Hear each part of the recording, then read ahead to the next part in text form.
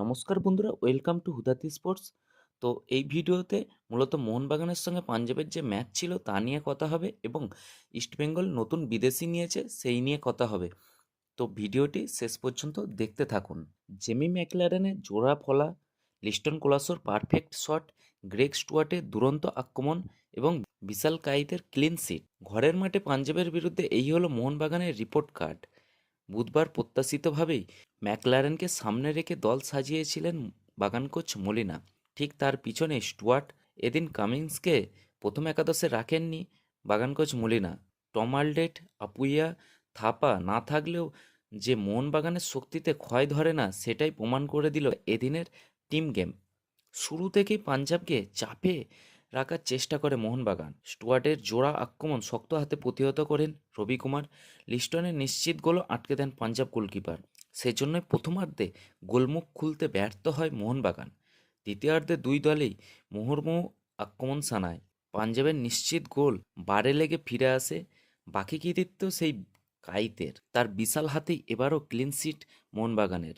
এই ম্যাচে নামার আগেই আইএসএলে 50টি ক্লিনশিট রাখার নজির গড়েছেন তিনি, যার জন্য তাকে আইএসএলের পক্ষ থেকে 50 লেখায় স্পেশাল জার্সি তুলে দেওয়া হয়। খেলার বয়স যখন 56 মিনিট, অপেক্ষার ইতি ঘটে বাগান সমর্থকদের। ম্যাকলারেনের দুরন্ত গোলে এগিয়ে যায় মোহনবাগান। 7 মিনিট পর ডান দিক থেকে কোলাসোর নিখুঁত লং শট স্টুয়ার্টের পায়ে ডিফ্লেক্ট হয়ে জড়িয়ে যায় জালে। তবে গোলদাতার পাশে কোলাসোর নামেই লেখা হয়। মোহনবাগানের হয়ে তৃতীয় এবং নিজের দ্বিতীয় গোলটি করেন ম্যাকলারেন।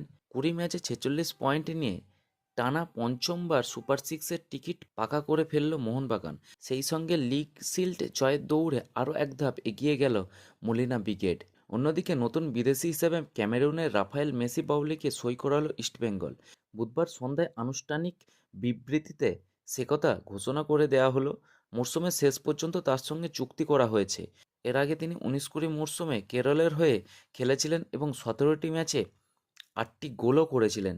রক্ষণ খারাপ হওয়া সত্ত্বেও কেন ইস্টবেঙ্গল আক্রমণভাগের আরও একজন ফুটবলারকে সই করালো তা নিয়ে কিন্তু প্রশ্ন থাকছেই। তো ভিডিওটি এখান পর্যন্তই। যদি ভিডিওটি ভালো লেগে থাকে ভিডিওটি লাইক এবং শেয়ার করবেন এবং চ্যানেলটি সাবস্ক্রাইব করবেন। ধন্যবাদ।